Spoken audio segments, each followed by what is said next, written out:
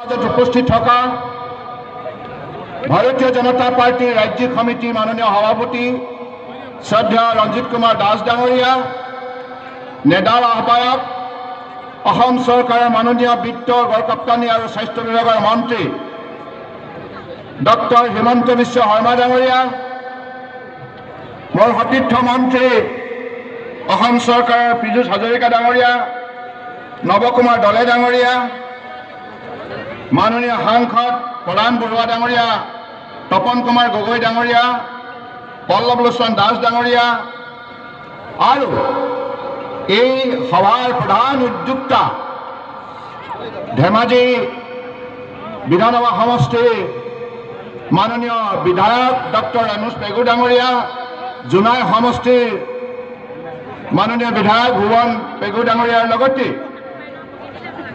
এই অনুষ্ঠানত উপস্থিত থকা মোৰ সতীৰ্থ বিধায়কসকল, মিচিং অট'নমাছ কাউন্সিলৰ মুৰব্বী পৰমা চাৰিঙীয়া ডাঙৰীয়া, দেউৰী অট'নমাছ কাউন্সিলৰ মুৰব্বী মাধৱ দেউৰী ডাঙৰীয়া, সোণোৱাল অট'নমাছ কাউন্সিলৰ মুৰব্বী দীপুৰঞ্জন মাৰ্কাৰী ডাঙৰীয়াৰ লগতে ভাৰতীয় জনতা পাৰ্টিৰ ৰাজ্যিক সমিতিৰ সাংগঠনিক সাধাৰণ সম্পাদক ফণীন্দ্ৰনাথ শৰ্মা ডাঙৰীয়া, অসম গণ পৰিষদ দলৰ জ্যেষ্ঠ নেতা প্ৰাক্তন মন্ত্ৰী বৰ্তমান বিধায়ক প্ৰদীপ হাজৰিকা ডাঙৰীয়া, বিধায়ক ভৱেন ভৰালী ডাঙৰীয়াৰ লগতে এই অনুষ্ঠানত উপস্থিত থকা বিজেপি, এজিপি, গণশক্তি আৰু জেপিপি ৱৰ্কাৰসকল আৰু মাননীয় সাংবাদিক বন্ধুসকল, জয় জয়তে আজি এই শুভক্ষণত সমবেত হোৱা আপোনালোক সকলোৰে প্ৰতি মই মোৰ আন্তৰিক শ্ৰদ্ধা জ্ঞাপন কৰিছোঁ। আজি এই অনুষ্ঠানলৈ বহু প্ৰত্যাহ্বানৰ বলিষ্ঠ প্ৰত্যুত্তৰ দি আপোনালোকে দৃঢ়তাৰে অসমৰ বুকুত শান্তি, সম্প্ৰীতি, ভাতৃত্ববোধ, বন্ধুত্ব গঢ় দিয়াৰ লগতে অসমখনৰ ক্ষীপ্ৰ উন্নয়নৰ বাবে যি সংকল্প আপোনালোকে গ্ৰহণ কৰিছে, ইয়াৰ দ্বাৰা সমগ্ৰ অসমৰ বৰাক ব্ৰহ্মপুত্ৰ পাহাৰ ভৈয়ামৰ আজি জনগণে আপোনালোকৰ এই উপস্থিতিৰ দ্বাৰা বিশেষভাৱে আজি মনোবল আয়ত্ত কৰিবলৈ সক্ষম হৈছে আৰু সকলোৱে আগন্তুক দিনত সহিষ্ণুতাৰে বিভিন্ন সমস্যা সফলতাৰে অতিক্ৰম কৰি অসমৰ সফলতাৰ জয়যাত্ৰা অব্যাহত ৰখাৰ বাবে আজি এই অনুষ্ঠানৰ যোগেদি সংকল্প গ্ৰহণ কৰিছোঁ। মই এই অনুষ্ঠানলৈ বহু প্ৰত্যাহ্বান নেওচি যিসকলে দৃঢ়তা প্ৰদৰ্শন কৰিলে মই প্ৰত্যেকগৰাকী ভাৰতীয় জনতা পাৰ্টীৰ, গণশক্তি, এজিপি, বিপিএফ প্ৰতিটো দলৰ কৰ্মকৰ্তাসকলক মই আন্তৰিকতাৰে কৃতজ্ঞতা জ্ঞাপন কৰিছোঁ আৰু আপোনালোকৰ মনোবলে এই কথা প্ৰমাণ কৰিছে যে ভাৰতীয় জনতা পাৰ্টীৰ লগতে মিত্ৰজোঁটৰ চৰকাৰখনক কোনোৱে আমাৰ যাত্ৰা স্তব্ধ কৰিব নোৱাৰে। ভাৰতীয় জনতা পাৰ্টীয়ে দায়িত্ব লোৱা দিনৰ পৰা স্বৰ্গদেউ চাওলুং চুকাফাৰ আদৰ্শৰে আমি অসমৰ বুকুত বিভিন্ন জাতি জনগোষ্ঠী, ভাষা ভাষী, ধৰ্মাৱলী লোকক আস্থা আৰু বিশ্বাসত লৈ এইখন ৰাজ্য ভাৰতবৰ্ষৰ ভিতৰত অন্যতম শক্তিশালী ৰাজ্য হিচাপে প্ৰতিষ্ঠা কৰাৰ লক্ষ্যৰে আগবাঢ়িছোঁ। মই আজি এই মুহূৰ্তত এই মহাস্থানত উপস্থিত থাকি গৌৰৱ উপলব্ধি কৰিছোঁ, কাৰণ স্বৰ্গদেউ চাওলুং চুকাফাই আমাৰ এই ধেমাজি জিলাতে হাবুঙত ৰাজধানী প্ৰতিষ্ঠা কৰিছে। গতিকে এনেধৰণৰ গৌৰৱজল ইতিহাস ৰচনা কৰা আমাৰ স্বৰ্গদেউৱে আমাক যি বাণীৰে অসমৰ ভৱিষ্যত প্ৰজন্মক আন্তৰিকতাৰে মিলাপ্ৰীতিৰ এখন শক্তিশালী সমাজ নিৰ্মাণৰ পৰামৰ্শ দিছিল আৰু সেই বাণীকে সৰুগত কৰি এইখন চৰকাৰে, বিজেপি নেতৃত্বাধীন মিত্ৰজোঁটৰ চৰকাৰখনে 2016 চনৰ পৰা ধাৰাবাহিকভাৱে আমি অসমৰ প্ৰতিটো সৰু বৰ জাতি জনগোষ্ঠীক মৰ্যাদা সহকাৰে আগুৱাই নিয়াৰ প্ৰয়াস কৰিছোঁ। আজি এই মুহূৰ্তত মই সঁচাই অত্যন্ত আনন্দ উপলব্ধি কৰোঁ, যিদিনাখন আমাৰ অসমৰ জাতীয় জীৱনৰ প্ৰবাহ পুৰুষ ৰাঘৱ মৰাণ ডাঙৰীয়া, আমাৰ অসমীয়া জাতীয় জীৱনৰ প্ৰবাহ পুৰুষ সৰ্বানন্দ সিংহ ডাঙৰীয়াৰ আৰু লগতে সতী সাধিনী, সতী ৰাধিকা, এনেধৰণে বিভিন্নগৰাকী আজি প্ৰবাদ পুৰুষক আমি উঠি অহা প্ৰজন্মৰ বাবে যেতিয়া তেখেতসকলক পৰিচয় দিয়াৰ নিমিত্তে ৰাজ্যিক মৰ্যাদাৰে তেখেতসকলক স্মৰণ কৰিলোঁ আৰু তেখেতসকলৰ নামেৰে আগন্তুক দিনত অসমৰ বুকুত বিভিন্ন সৰু বৰ জাতি জনগোষ্ঠীক একাকাৰ কৰাৰ যি লক্ষ্য স্থিৰ কৰিলোঁ তাৰ বাবে মই মুখ্যমন্ত্ৰী হিচাপে আনন্দ উপলব্ধি কৰোঁ। আজি আলি আলি গাঁও আমাৰ কাৰ্যকালতেই ৰাজ্যিক মৰ্যাদাৰে অনুষ্ঠিত কৰা হ'ল আৰু কিছুদিনৰ পাছত আমি এই গুণাহতীতেই আমি ৰাজ্যিক মৰ্যাদাৰে আমি আলি আলি গাঁও অনুষ্ঠিত কৰিম। ঠিক তেনেধৰণে সতী সাধিনীৰ নামেৰে আমি অসমৰ বুকুত এখন বিশ্ববিদ্যালয় প্ৰতিষ্ঠা কৰিম। গুৰুজনাৰ নামেৰে ইতিমধ্যে আমি বিশ্ববিদ্যালয় বটদ্ৰৱাত আৰম্ভ কৰি ইয়াক আগুৱাই নিয়াৰ প্ৰয়াস কৰিছোঁ। মহাপুৰুষ মাধৱদেৱৰ নামেৰেও বিশ্ববিদ্যালয় প্ৰতিষ্ঠা কৰা হৈছে আৰু আগন্তুক দিনত চাবুৱাত শ্ৰী শ্ৰী অনিৰুদ্ধদেৱৰ নামেৰে গুৰুজনৰ নামেৰে ক্ৰীড়া বিশ্ববিদ্যালয় প্ৰতিষ্ঠা কৰাৰ বাবে আমি দৃঢ়তাৰে আগবাঢ়িছোঁ। এনেধৰণে পৰম শ্ৰদ্ধাৰ আমাৰ অসমৰ শিক্ষা জগতৰ উজ্জ্বল তাৰকা প্ৰবাদ পুৰুষ বিশিষ্ট শিক্ষাবিদ তামুৰাম তাইদেউৰ স্মৃতিত আমি সোৱণশিৰি দাঁতিত তেখেতৰ স্মৃতি ক্ষেত্ৰ এখন সুন্দৰভাৱে নিৰ্মাণ কৰি আটক ধুনীয়াকৈ আমি ইয়াক শক্তিশালী ৰূপত সংৰক্ষণ কৰাৰ প্ৰয়াস কৰিছোঁ। এনেধৰণে আমি অসমৰ বিভিন্ন জাতি জনগোষ্ঠীক আগুৱাই নিয়াৰ প্ৰয়াস কৰিছোঁ। বীৰ লাচিত বীৰ চিলাৰায়ৰ আদৰ্শৰে এইখন অসমত উঠি অহা প্ৰজন্মক শক্তিশালী কৰাৰ মানসিকতাৰে বিভিন্ন প্ৰকল্প হাতত লৈছোঁ। আৰু আপোনালোকে জানে এই বিজেপি নেতৃত্বাধীন মিত্ৰজোঁটৰ চৰকাৰখনে দায়িত্ব লোৱাৰ পাছত আমি অসমৰ 6 বছৰীয়া গণ আন্দোলনত প্ৰাণ আহুতি দিয়া বীৰ শ্বহীদসকলৰ 860 গৰাকী শ্বহীদৰ পৰিয়াললৈ আমি এককালীন 5 লাখ টকা কৰি আৰ্থিক সাহায্য আগবঢ়াইছোঁ। ইয়াৰ উপৰিও 6 বছৰীয়া গণ আন্দোলনত গুলীবিদ্ধ যিসকল নিৰ্যাতিত ব্যক্তি তেখেতসকলৰ বাবেও 2 লাখ টকাকৈ এককালীন আমি আৰ্থিক সাহায্য আগবঢ়াইছোঁ। আৰু ইয়াৰ উপৰিও 860 গৰাকী বীৰ শ্বহীদক যাতে যুগে যুগে উঠি অহা প্ৰজন্মই স্মৰণ কৰিব পাৰে, তেখেতসকলৰ ত্যাগৰ কাহিনী অধ্যয়ন কৰিব পাৰে, তাৰ বাবে আমি গুৱাহাটীৰ বুকুত 100 বিঘা মাটিত আমি শ্বহীদ স্মৃতি ক্ষেত্ৰ নিৰ্মাণ কৰাৰ বাবে ইতিমধ্যে আধাৰশিলা স্থাপন কৰিছোঁ। এনেধৰণে আমি অসমীয়া জাতীয় জীৱনক শক্তিশালী কৰাৰ মানসিকতাৰে প্ৰয়াস কৰিছোঁ। আৰু তাৰ পাছতো যদি কোনোবাই আমাৰ জাতিৰ প্ৰেমৰ ক্ষেত্ৰত যদি সন্দেহ প্ৰকাশ কৰে, ই নিশ্চিতভাৱে যুক্তিসংগত হ'ব নোৱাৰে। ই অমূলক বুলিয়ে সময়ে ইয়াক প্ৰমাণ কৰিব। আপোনালোকে কি ভাবে ৰাইজ, মই কোৱা কথাটো মিছা নেকি? মিছা নেকি?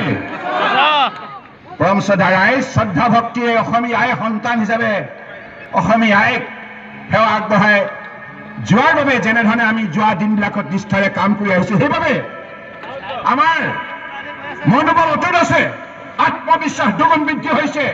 যিমানেই আমাৰ বিৰুদ্ধে অপবাদ নিদিয়ক কিয়, এই বিজেপি নেতৃত্বাধীন মিত্ৰজোঁটৰ চৰকাৰখনে অসমীয়া জাতীয় জীৱনক সকলো মুহূৰ্ততে সম্পূৰ্ণৰূপে সুৰক্ষিত কৰি ৰাখিব।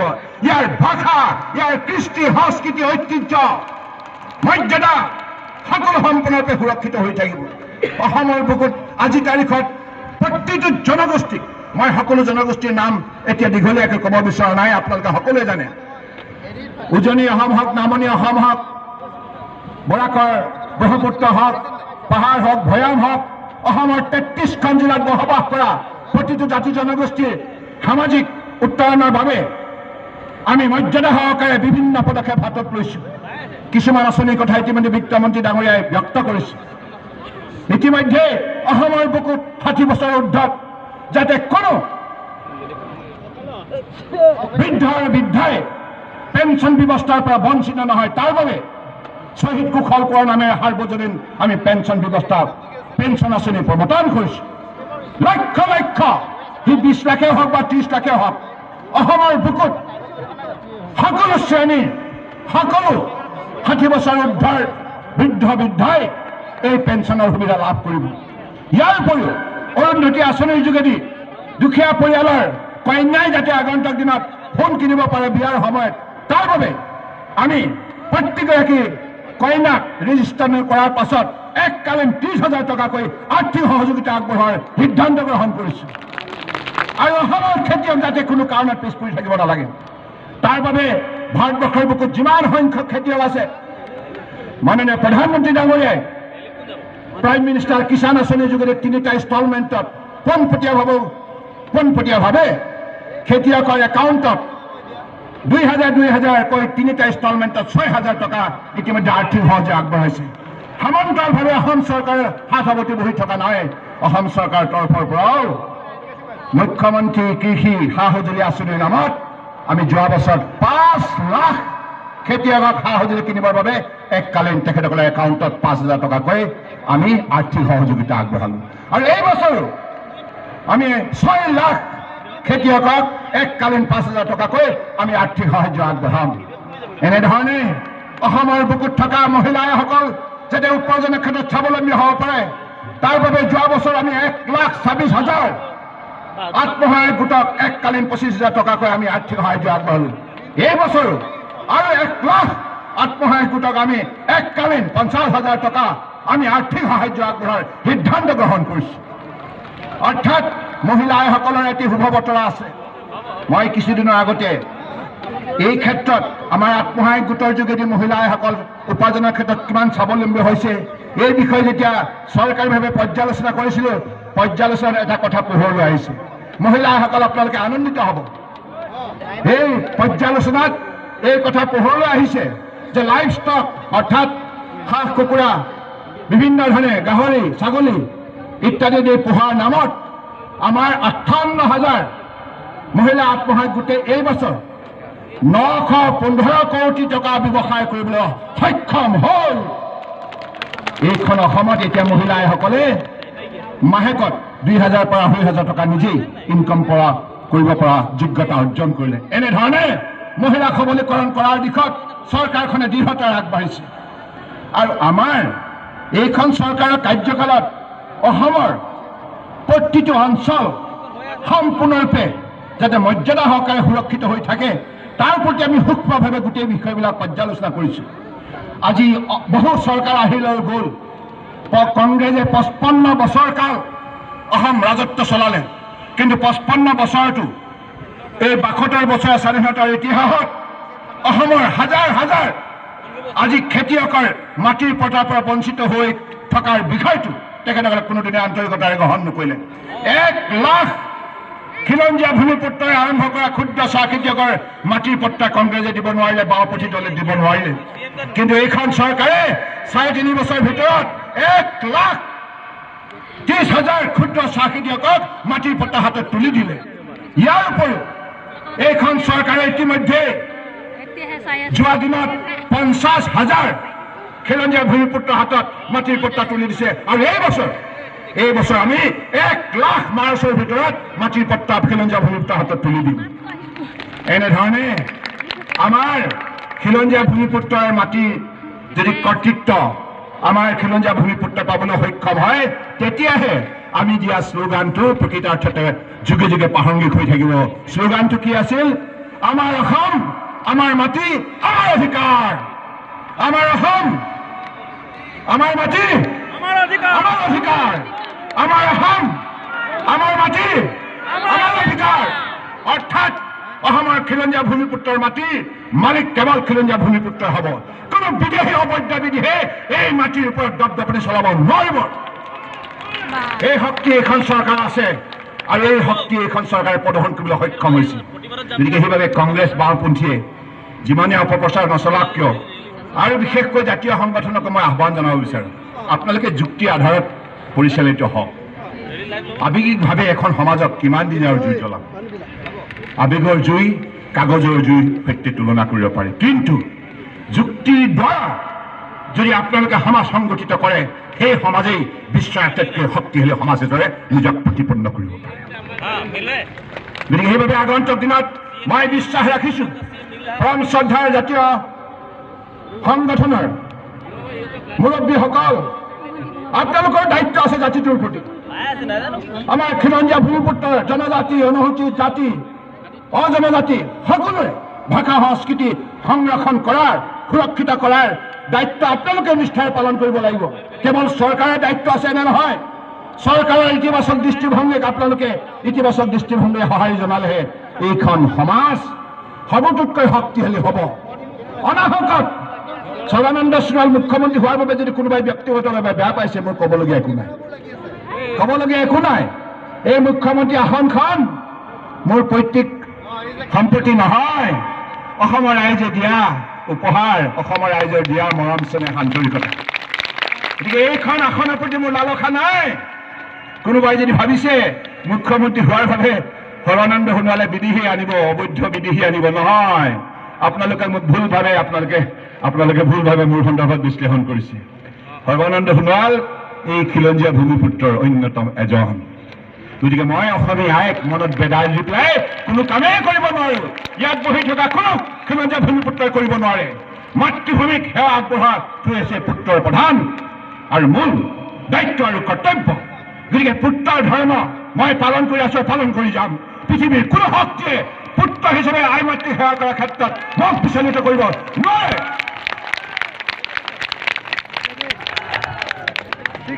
পৰম শ্ৰদ্ধাৰ প্ৰিয় সতীৰ্থ সহকৰ্মীসকল, আমি সকলোৱে যুক্ত প্ৰতিযোগিতাৰ, যুক্ত বিজ্ঞানৰ প্ৰযুক্তিৰ, এই বিজ্ঞানৰ প্ৰযুক্তিৰ পৃথিৱীত, প্ৰতিযোগিতাৰ পৃথিৱীত অসমীয়া জাতীয় অৱতীৰ্ণ হৈ সুখ্যাতিৰে সফলতা অৰ্জন কৰিব লাগিব, বিশ্বজয় কৰিব লাগিব। ভূপেন দাক শ্ৰদ্ধা কৰিলে ভূপেন দাৰ গীতকো শ্ৰদ্ধা কৰিব লাগিব। ভূপেন দাই কি গাইছিল? গুৱাহাটী বিশ্ববিদ্যালয় প্ৰতিষ্ঠা কালত জিলিকাব লুইতৰে পাৰ, অৰ্থাৎ লুইতৰ দুই দাঁতিত বসবাস কৰা আমি অসমীয়া খিলঞ্জীয়া ভূমিপুত্ৰসকলে আগন্তুক দিনত বিশ্বৰ মানচিত্ৰত এই বুঢ়া লুইতৰ দাঁতিত বসবাস কৰা সুন্দৰ মানচিত্ৰখনক জাকত জিলিকা কৰি তুলিব লাগিব। আৰু জাকত জিলিকা কৰিব লগা হলে কঠোৰ পৰিশ্ৰম কৰিব লাগিব, কৰ্ম সংস্কৃতি বৃদ্ধি কৰিব লাগিব আৰু ইতিবাচক দৃষ্টিভংগীৰে সমাজ নিৰ্মাণ কামত আত্মনিয়োগ কৰিব লাগিব। উঠি অহা ছাত্ৰ ছাত্ৰীসকলক শিক্ষাৰ প্ৰতি ধাউতি বৃদ্ধি কৰিব লাগিব। সেয়ে হ'ব আমাৰ জাতীয় দায়িত্ব। সস্তীয়া ৰাজনীতিৰে বিশ্বজয় কৰিব নোৱাৰে আৰু মানুহৰ মন জয় কৰিব নোৱাৰে। সস্তীয়া ৰাজনীতিৰে মানুহৰ মন জয় কৰিব নোৱাৰে, বিশ্বজয় কৰিব নোৱাৰে। এই কথা সকলোৱে ভাবি চোৱা উচিত। গতিকে মই ভাবোঁ সস্তীয়া ৰাজনীতিক পৰিত্যাগ কৰ, বাস্তৱ পৃথিৱীলৈ অগ্ৰসৰ হওক। আৰু এই যুগটোৱে হৈছে প্ৰতিযোগিতা। এই প্ৰতিযোগিতাৰ পৃথিৱীত আমি খেতিয়কসকল, শ্ৰমিকসকল, যুৱক যুৱতীসকল আমি সকলোৱে দৃঢ়তাৰে আগবাঢ়ি যাব লাগিব। আজি অসমৰ যুৱক যুৱতীসকলৰ সংস্থাপনৰ কাৰণে এইখন চৰকাৰে এই বছৰত 55,000 নতুনকৈ নিযুক্তি দিয়াৰ সিদ্ধান্ত গ্ৰহণ কৰিছে। আৰু অসমৰ যুৱক যুৱতীসকলৰ ভৱিষ্যত উজ্জ্বল কৰি তুলিবৰ বাবে প্ৰত্যক্ষ আৰু পৰোক্ষভাৱে কৰ্ম সংস্থাপন দিয়াৰ বাবে মাননীয় প্ৰধানমন্ত্ৰী ডাঙৰীয়াই অসম চুক্তিৰ 7 নম্বৰ দফাক কাৰ্যকাৰী ৰূপ দিবৰ বাবে নুমলীগড় ৰিফাইনেৰীৰ বাবে 23,000 কোটি টকা, 23,000 কোটি টকা নুমলীগড় ৰিফাইনেৰী উৎপাদন শক্তি বৃদ্ধি কৰাৰ বাবে।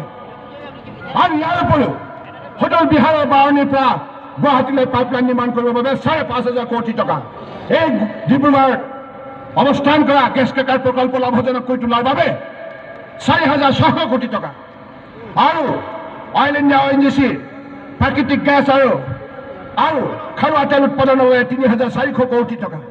ইয়াৰ উপৰিও সদূৰ পাৰাদ্বীপৰ পৰা উৰিষ্যাৰ পৰা নুমলীগড়লৈ পাইপলাইন নিৰ্মাণ কৰাৰ বাবে 3,500 কোটি টকা। এনেধৰণে সৰ্বমুঠ অসমৰ যুৱক যুৱতী খিলঞ্জীয়া ভূমিপুত্ৰসকলৰ কৰ্ম সংস্থাপনৰ বাবে মাননীয় প্ৰধানমন্ত্ৰী ডাঙৰীয়াই 42,000 কোটি টকা মোকলাই দিছে। 42,000 কোটি টকা। এতিয়াও ক'ব নেকি অসম চুক্তিক বিজেপিয়ে অৱহেলা কৰিছে? বিজেপিয়ে অৱহেলা কৰা নাই। অসম চুক্তি যদি হৃদয়ত কোনোবাই স্থান দিছে সেইখন চৰকাৰ হৈছে মোদী চৰকাৰ, বিজেপি চৰকাৰ। আজি ক্লজ 5ৰ কথা কয়। ক্লজ 5টো কি হয়? ক্লজ 5 মানে অসম চুক্তিৰ মতে অবৈধ বিদেশী চিনাক্তকৰণ, তেওঁৰ নাম ভোটাৰ তালিকাৰ পৰা কৰ্তন আৰু বহিষ্কৰণ। সেই কাম কৰিবৰ বাবে ভাৰতীয় জনতা পাৰ্টীৰ নেতৃত্বাধীন মিত্ৰজোঁটৰ চৰকাৰখনে দায়িত্ব লোৱাৰ দিনাখনে মই প্ৰথম দিনাখনে মুখ্যমন্ত্ৰী কাৰ্যালয়লৈ যোৱাৰ প্ৰাক মুহূৰ্তত মই NRC কাৰ্যালয়লৈ গৈছিলোঁ। আপোনালোকৰ মনত আছে নাই? মনত আছে নহয়? লক্ষ্য আছিল এখন শুদ্ধ NRC উন্নীত কৰা, বিদেশী মুক্ত অসম গঢ় দিয়া। কিন্তু সেই NRCখন কোনে আউট লগালে? আপোনালোকৰ সকলোৱে মনত আছে নহয়? এইখন NRC আউট লগোৱাৰ অন্তৰত কোন কোন শক্তি আছে আপোনালোকে নিজেই দেখিছে।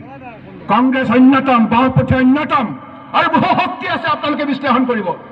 কিন্তু এতিয়া সকলোবিলাক জল পটপটকৈ মানুহৰ দৃষ্টিত ধৰা পৰিছে। কোনো হাৰি যাব নোৱাৰে বেয়া কাম কৰি। এই পৃথিৱীৰ পৰা কোনোৱে বেয়া কাম কৰি বাচি যাব নোৱাৰে, সকলো উত্তৰ দিব লাগিব জীৱন কালতে। গতিকে ভাৰতীয় জনতা পাৰ্টীয়ে কোনো কাম অসমীয়া জাতিয়ে বেয়া পোৱা কৰা নাই আৰু নকৰে। গতিকে সেইবাবে অসম চুক্তিৰ আখৰে আখৰে পালন কৰাৰ বাবে মাননীয় প্ৰধানমন্ত্ৰী ডাঙৰীয়াই ৩৬ বছৰে অসম চুক্তিৰ ৬ নং দফা কোনো কংগ্ৰেছ চৰকাৰে স্পৰ্শ কৰা নাছিল আৰু জাতীয় সংগঠনসমূহে এই ক্ষেত্ৰত দৃঢ়তাৰে বলিষ্ঠতাৰে সেই চৰকাৰসমূহক হেঁচা দিয়া নাছিল। কিন্তু এইবাৰ মাননীয় প্ৰধানমন্ত্ৰী ডাঙৰীয়াই অসমীয়া জাতিৰ সাংবিধানিক ৰক্ষা কবচ দিয়াৰ মানসিকতাৰে অসমীয়া সন্তানক লৈ ১৩জন অসমীয়া সন্তানক লৈ ৬ নং দফা কাৰ্যকাৰী ৰূপ দিবৰ বাবে পৰামৰ্শ বিচাৰি এখন কমিটি গঠন কৰিলে জাষ্টিছ বিপ্লৱ শৰ্মাৰ যোগেদি, আৰু সেইখন কমিটিয়ে কিছুদিনৰ পাছতে প্ৰতিবেদন দিয়াৰ কথা। সেই প্ৰতিবেদন কেব সংসদৰ মজিয়ালৈ অহাৰ প্ৰাক মুহূৰ্ততে আমি পালো হয়, কিন্তু আৰম্ভণিতে যেতিয়া ঘোষণা কৰিছিলোঁ আপোনালোকৰ মনত আছে, বহুতেই সেই কমিটিৰ পৰা পদত্যাগ কৰিলে। বহু বৰেণ্য ব্যক্তি, বুদ্ধিজীৱী নহয়, শিক্ষাবিদ, তেখেতসকলে যদি সময়মতে সেই দায়িত্ব ল'লে হয়, আজি হয়তো ৰক্ষা কবচ লৈ অসমীয়া জাতিয়ে নিজৰ স্বাভিমান শক্তিশালী সুৰক্ষিত কৰাৰ এটি পৰিৱেশ নিৰ্মাণ কৰিব পাৰিলে হয়। যাই কি নহওক, অসম চুক্তিক যদি কোনোবাই আটাইতকৈ